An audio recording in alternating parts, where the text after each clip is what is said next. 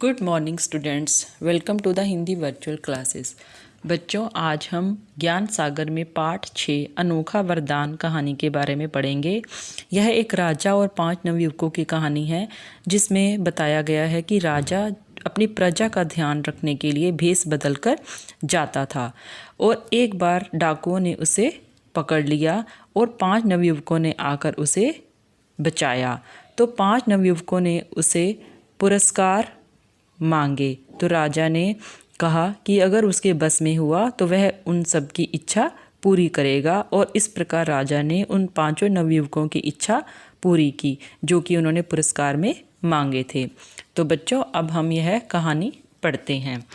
विजय सिंह नाम का एक राजा था। वह अपनी प्रजा का बहुत ध्यान रखता था। एक बार वह तूफानी रात में घोड़े पर सवार होकर एक तंग से रास्ते से जा रहा था।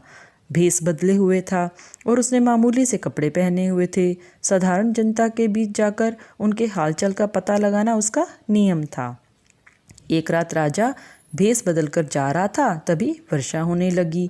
कुछ ही देर में वह बिल्कुल भीग गया, परंतु उसे इसकी चिंता ही नहीं थी। उसे अंधेरे की भी परवाह नहीं थी। वह धीमे धीमे लेकिन सावधानी से चल रहा था। उसके घोड़े का पीछा करते हुए डाकू भी चुपके चुपके चले आ रहे थे।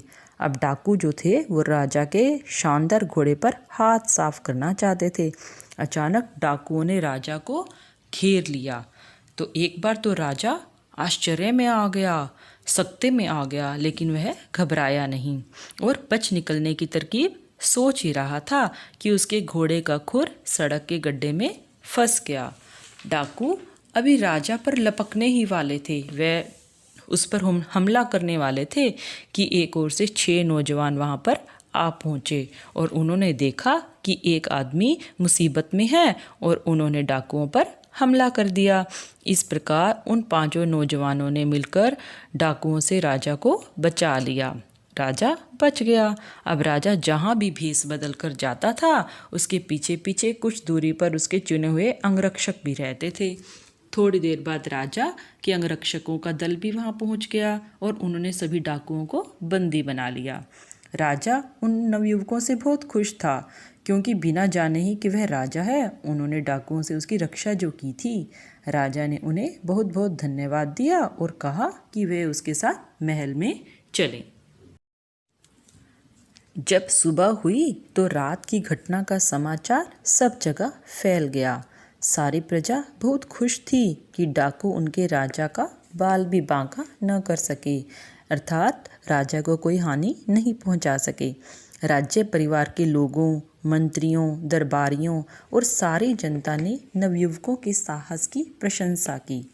अगले दिन दरबार में इन नौजवानों को राजा के सामने लाया गया।